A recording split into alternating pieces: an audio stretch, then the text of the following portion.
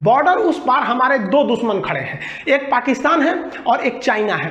और बॉर्डर के अंदर देखेंगे ना देश में, तो देश के अंदर स्टूडेंट के लिए भी दो दुश्मन खड़े हैं, एक एसएससी है और एक रेलवे है। ये दोनों भारत के युवाओं को उसी तरह बेरोजगार बनाते हैं, वैसे ही बर्बाद करते हैं जैसे उधर से चाइना और पाकिस्तान। वो भी खतरनाक है, उनका भी इलाज जरूरी है और इनका भी इलाज जरूरी है। इस बार आवाज उठ गई है तो इसे दबने तो देंगे नहीं स्टूडेंट लोग। देखिए एसएससी और रेलवे लोग, आप लोग कान खोल के जरा सुन लीजिए। युवाओं को जो आप टेकन फॉर ग्रांट लेते हैं ना, ये बहुत बड़ा हस्ती होते हैं युवा। एक बार बिगड़ गए समझना तो फिर कंट्रोल नहीं हो पाएगा आपसे। युवा का अगर आप उल्टा करिएगा ना तो वायु बन जाता है और वायु से टकराना बहुत मुश्किल हो जाता है। फिर वो पवन पुत्र हनुमान का रूप ले लेगा ना, तो फिर इसको, इस आंधी को कोई एसएससी और कोई रेलवे की औकात नहीं है जो इस आंधी को रोक सके। हम गवर्नमेंट से भी कहते हैं कि आप थाली बजाने के लिए कहते हैं, हम लोग थाली बजाए थे, ताली बजाए थे। आप कहें कि दिया जलाइए, हम लोग दीप जलाए थे। मोदी जी, हम आप लोग आपकी बहुत इज्जत करते हैं, आपके लिए हम लोग दीप जलाए थे। लेकिन इसका मतलब ये नहीं कि हम स्टूडेंट्स की इज्जत नहीं करते हैं, उनकी बातों को नहीं सुनेंगे। आपके एक बार कहने पे हम दीप जलाएं और ये स्टूडेंट्स की करियर खराब होगा ना, तो इनके लिए हम दीप नहीं मसाल लेके निकल जाएंगे हम लोग। और फिर सड़कों पर आप देखिएगा कि बेरोजगारों का जब मसाल चलेगा ना, तो फिर एसएससी और रेलवे उस आंधी को नहीं रोक पाएगी। आपके सामने यहाँ देखिए, ये रेलवे का फॉर्म आया था एनटीपीसी का। डेट देखिए, लास्ट डेट था उसको 31 मार्च 2019 को भरने का। डेट खत्म हो गया, कोई मतलब नहीं है, 500-500 रुपए ले गए। लगभग 2,80,00,000 लड़कों ने एनटीपीसी ग्रुप डी वगैरह का टोटल फॉर्म मिला के भरा था रेलवे में। इतना लंबा फॉर्म भरा था। अगर आप इसमें से 500 का गुणा कर लेते हैं तो आपको यहां देख लीजिए अमाउंट मिल जाता है आपको 14 अरब का। इतना अमाउंट रेलवे ने इनडायरेक्टली लड़कों से रख लिया। अब 2 साल हो गए, अभी तक कोई आता पता नहीं है क्या होगा। अगर आप 10% के हिसाब से 2 साल का ब्याज जोड़ते हैं तो इनके पास 28 करोड़ का तो ब्याज आ गया, गरीब बच्चों से ले लिया। कई लड़के ऐसे हैं कि इतना लेट हो गया ये फॉर्म भरे कि कई लड़कों का फॉर्म भुला गया है जहां वो भरे थे। सब वो खोजता है सबकी रेलवे का फॉर्म भरे थे 2019 में, 2 साल हो रहा है अब हमें पता नहीं कहाँ है फॉर्म। हाल ये हो गया है, कभी कभी तो ऐसा लगता है कि अगर कोई फॉर्म भरेगा ना तो उसका बच्चा आके उस फॉर्म की जगह पे एग्जाम दे देगा। ये हाल कर दिया है। कई स्टूडेंट्स ने इसी गलत नीतियों की वजह से आके पढ़ाई छोड़ दिया। एक लड़का कमेंट किया हमसे कि सर हम पढ़ाई छोड़ दिए, लेकिन आप जितने टीचर्स हैं, हम सारे टीचर्स को हाथ जोड़ के धन्यवाद देते हैं। दिल्ली, राजस्थान, गुजरात, मध्य प्रदेश, बिहार, यूपी, जहां के भी हैं, आप लोग पीछे नहीं हटिए। यहां पर कई लड़कों ने पढ़ाई छोड़ दिया कि सर क्या करें, हम लोग गरीब घर के आते हैं, लोग घर द्वार बांधे रख के, गिरवी लेके, कर्जा लेके हम लोग पढ़ने आते हैं। 1 से 2 साल का टाइम रहता है। यहाँ तो आपका 5 साल में रिजल्ट क्लियर नहीं हो रहा है, कहां से हम करेंगे, हम लोग मजदूरी करने में लग गए। उन लड़कों को सोचिए कितना खराब लगेगा जब पढ़ लिख कर वो मजदूरी कर रहे होंगे। सब कितने लड़कों ने सुसाइड कर लिया यहाँ पर, आपको पता चलता है ये सब चीजों का? आपको तो केवल रिया चक्रवर्ती का दिक्कत है। अरे बाप रे बाप, रिया चक्रवर्ती, सुशांत सिंह राजपूत को हमें न्याय चाहिए, एकदम गलत हुआ है। लेकिन हमारा ये कहना है कि एक स्टूडेंट जब सुसाइड कर लेता है वो भी सिस्टम की वजह से, तो क्या उसके लिए कोई जिम्मेदार नहीं होता है? एक लड़का कह रहा है सर हम सुसाइड करने जा रहे हैं, हम नोट्स में लिखेंगे कि हमारी मौत का जिम्मेदार एसएससी और रेलवे होगा। उसको तो आदमी समझाया कि भाई काहे कर रहा है, हम लोग मुहिम चालू कर दिए और आप स्टूडेंट सबसे कहना चाहते हैं आप भरोसा कीजिए, हम आपको न्याय दिला के रहेंगे। केवल हम नहीं, हिंदुस्तान का सारा टीचर इस बार उखड़ गया है, स्टूडेंट भी। और ट्विटर पे दिखा दिया था, इसका हम लोग को नतीजा भी देखने को मिला। उसने कहा कि हम 1 महीने में आपका रिजल्ट देंगे। लेकिन ये लॉलीपॉप है, आप बहकावे में मत आइएगा। ये एसएससी उतना ही खतरनाक है जितना चाइना है। बोलता कुछ और है, करता कुछ और है। आपको अगर 1 रुपया का फायदा देगा तो 1 लाख का घाटा देगा। चुप नहीं होइएगा आप लोग। ये आप लोग का ये सब का बदला लेना है। आने वाली पीढ़ियों के लिए हमें एक अच्छा भविष्य देना है। उनको पता चल सके कि जॉब कब आएगा, कब एग्जाम होगा। आपको पता है कितनी लड़कियां जो होती हैं पढ़ाई छोड़ देते हैं। गार्जियन कहते हैं क्या करेंगे बबनी, तो हम पैसा दे के पढ़ाएंगे और कब जॉब होगा, कब नहीं होगा, हम क्या करें। फिर इन्हें शादियों ब्याह का खर्चा। कितनी लड़कियां बेचारी सब, उन लोग को उनका सपना रास्ते में रह जाता। आप ससुराल में बैठ के रोटी बेल रही है सब। उनके खराब भविष्य के लिए जिम्मेदार कौन है? कौन जिम्मेदारी लेगा उसके लिए? आप देखे होंगे कितने गरीबी से लड़के पढ़ने आते हैं, उनका घर टूट रहा होता है, घर पे छत नहीं होती है, पलानी में रहते हैं लोग, इस सपने में कि बबुआ का नौकरी हो जाएगा। बबुआ का जब नौकरी हो जाएगा ना तो सब दुख दूर हो जाएगा, खानदान का नाम रोशन करेगा। अरे गला घोट रहे हैं सब ये एसएससी और रेलवे वाले, आपके खानदान का बच्चों का भविष्य बर्बाद कर देते हैं सब। वहां पर एक किसान का बेटा जब पढ़ता है ना तो उसका जो पैसा आता है ना, उसका बाप कैसे उगाता है, जितना दूर तक बैल चलता है ना, उस बैल के साथ साथ वहाँ किसान भी चलता है। आपको यहाँ बैल 2 ही दिख रहे होंगे, लेकिन 4 आदमी यहाँ मेहनत कर रहा है। यहाँ पर इसकी मेहनत की कमाई का नतीजा तुम फॉर्म भरा के रख लेते हो, एग्जाम नहीं ले सकते हो। कितने ऐसे लड़के हैं जो हमको बोलते हैं कि सर मम्मी का बीमारी है, कुछ ऑपरेशन कराना है, मम्मी अपना पैसा हमको भेज देती है कि जाओ बाबू पढ़ लो, नौकरिया हो जाएगा ना तो हम ऑपरेशन करा लेंगे।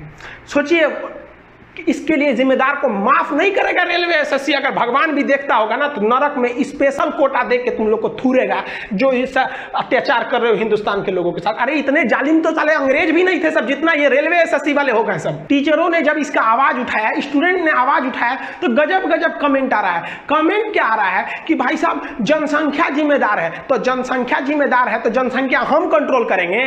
हम गांव गांव टार्च लेके घूम घूम समझाएं कि भाभी दुइये को लड़का हो तो मार के भगा देंगे सामरा के, तो कौन सी होता है। इनसे कहिए ना मोदी जी से कि आप जैसे 370 हटा दिए, बहुत अच्छा, हम सैल्यूट करते हैं कि आप जैसा दिलेर था जो 370 हटा दिया। जीएसटी कोई नहीं पा रहे, आप भी लाइए 2 मिनट में जाइए लाइए। जैसे नोटबंदी हुआ था, रातों रात कहिए मित्रों कल से नियम आ गया कि 2 बच्चे से ज्यादा कोई नहीं हो सकता, जिसका 2 बच्चे से ज्यादा हुआ उठा के लेके चल जाएंगे फौज में, नाम पता भी नहीं बताएंगे। आप करिए ना। चाइना ने किया कि नहीं किया कि खाली यहाँ के कमेंट करना हम करेंगे जनसंख्या कंट्रोल, हमारे बस में कौन चाहिए कि हम जनसंख्या कंट्रोल कर देंगे। हम जाएंगे कोनो को समझाने, हमरा भगा देगा, मास्टर हो पढ़ाओ, हमरा सिखाएगा कि जनसंख्या कैसे कंट्रोल होगा।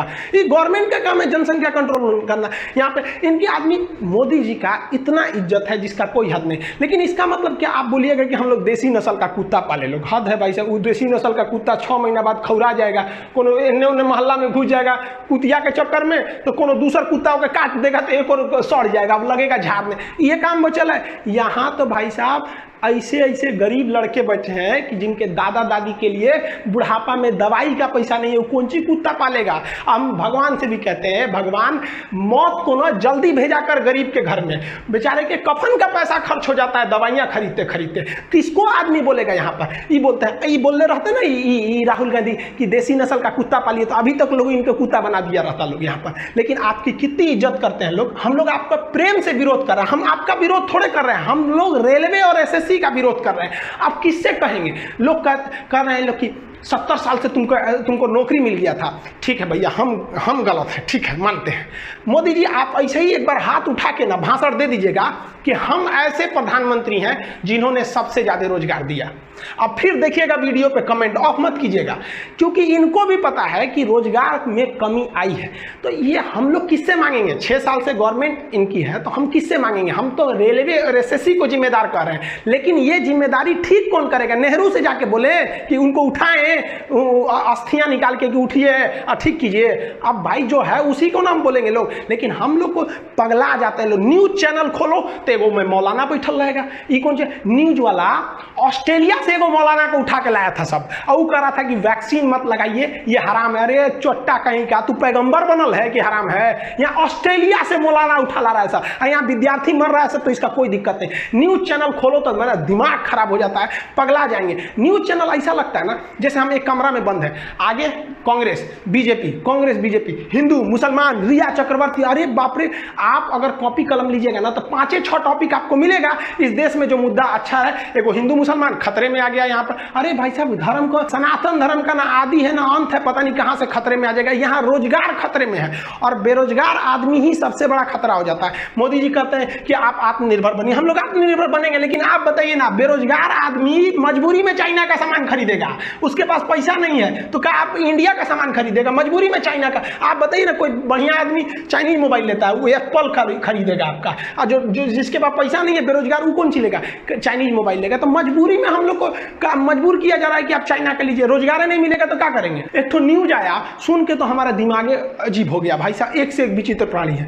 मोदी जी के वीडियो पे जो डिसलाइक हुआ है ना, वो इंडिया से डिसलाइक नहीं हुआ है, तुर्की से हुआ है। और ये भाई साहब कौन आदमी बताया? आप ये बता सकते हैं कि किसने सब्सक्राइब किया, किसने कमेंट किया, लेकिन लाइक डिसलाइक क्यों नहीं बता सकता है? आप ऐसा जवाब दीजिएगा लोग तो मन करता है कभी माथा फोड़ ले हम अपन। हमारी लड़ाई गवर्नमेंट से नहीं है और ना ही किसी पार्टी से। हम बस मोदी जी आपसे कह रहे हैं कि ये दोनों को सुधार दीजिए। ये सब जो है सब ना रेलवे एसएससी पाकिस्तान और चाइना का रूप ले लिया है सब, आप सुधार दीजिए। जिस तरह आप कह रहे थे ना कि हाँ मैं भी चौकीदार। आज हर स्टूडेंट, हर टीचर क्या कह रहा है कि हाँ मैं भी बेरोजगार। और आप लोग इसको लगाइए और तब तक लगाइए जब तक ये दोनों सुधर नहीं जाते हैं, रेलवे, एसएससी, हाँ मैं भी बेरोजगार। हर एक टीचर, ये टीचरों ने जो मुहिम शुरू किया है, हम सारे टीचरों को धन्यवाद देते हैं कि आप लोगों ने स्टूडेंट और स्टूडेंट्स को भी कि आप लोग साथ में खड़े रहे, वरना हम लोग तो अकेले पड़ जाते। आप जितने स्टूडेंट हैं सब लोग लगाइए हाँ मैं भी बेरोजगार। तब तक लगाइए जब तक रोजगार नहीं मिल जाता है, क्योंकि रोजगार पाना आपका अधिकार है। और याद रखिएगा, कान खोलकर, अधिकार कभी मांगने से नहीं मिलता है, छीनना पड़ता है। चाहे वो आजादी की लड़ाई हो, छीन के लिए थे, चाहे वो रोजगार हो, छीन के लेंगे। कैसे नहीं देंगे ये एसएससी और रेलवे। और हम हाथी घोड़ा नहीं मांग रहे हैं कुछ, हम लोग का बस दुइये ठो मांगे पूरे स्टूडेंट और पूरे टीचर्स का, कि भाई एक एग्जाम को लेकर, एग्जाम आप टाइमली कराइए कि कब एग्जाम लेंगे। जिस तरह से मैट्रिक का एग्जाम होता है, इंटर का होता है ना, पूरी दुनिया को पता है कि फरवरी मार्च तक में एग्जाम हो जाता है, मई जून में रिजल्ट आ जाता है। लेकिन इन दोनों का नहीं पता है कि रेलवे एसएससी कब एग्जाम लेंगे, कब रिजल्ट देंगे। तो हमको एक टाइमली एग्जाम दीजिए और टाइमली उसका रिजल्ट दे दीजिए, और कुछ नहीं चाहिए। हाँ, और एक एग्जाम में एकदम फेयर होना चाहिए कि एग्जाम में नकल ना होना चाहिए। सीधे जो आपने नकल वगैरह वाला चीज है, सीधे नियम बने, जिस सेंटर पे नकल करते पाया जाएगा वो इनविजिलेटर है, उनको जेल डाल दिया जाएगा 10 साल के लिए, उस सेंटर को हमेशा के लिए बैन कर दिया जाएगा। इस सेंटरों वाला कराता है। तो आप फेयर एग्जाम ले लीजिए, टाइमली एग्जाम लीजिए, टाइमली रिजल्ट दीजिए, एक मांगिए। दूसरा कि आप वैकेंसी को इंक्रीज कीजिए, वैकेंसी बहुत, जनसंख्या बढ़ रही है, हर जगह है, वो भी कंट्रोल करना जरूरी है, हम कहाँ कर रहे नहीं, लेकिन वैकेंसी को बढ़ाइए और कैलेंडर के साथ वैकेंसी दीजिए कि हर स्टूडेंट को पता चले, हर उस बेरोजगार को पता चले कि अगले 2 साल में कौन सी वैकेंसी कब आने वाली है। जिस तरह से हमको पता है ना कि 2024 में चुनाव होगा, कुछ भी हो जाए 2024 में चुनाव होगा, उसी तरह एक स्टूडेंट को क्यों नहीं पता है कि 2024 में कितनी वैकेंसी आएगी। तो कम से कम आप 2 साल आगे का कैलेंडर निकालिए कि अगले 2 साल तक हमें क्या आएगा,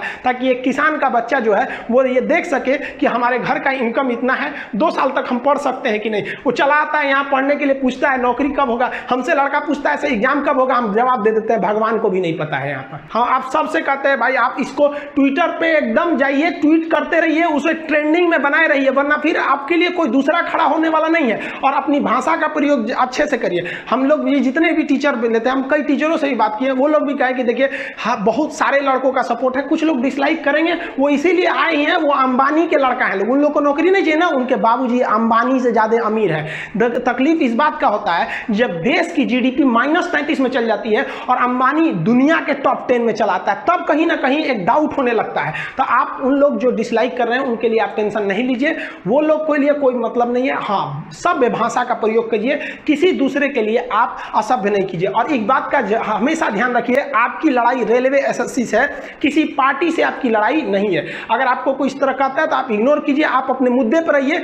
एसएससी ने आपको लेमचूस थमा दिया है कि हम 1 महीने में आपको रिजल्ट क्लियर करके देंगे, लेकिन इससे हटिएगा नहीं। आपका मकसद है एग्जाम टाइमली, रिजल्ट टाइमली होनी चाहिए, फेयर एग्जाम होनी चाहिए, वैकेंसी बढ़नी चाहिए और आपका कैलेंडर होना चाहिए। और आप तब तक कहते रहिए अपने नाम के साथ, हाँ मैं भी बेरोजगार, हाँ मैं भी बेरोजगार। मिलेंगे अगली वीडियो में, तब तक के लिए मैं भी बेरोजगार।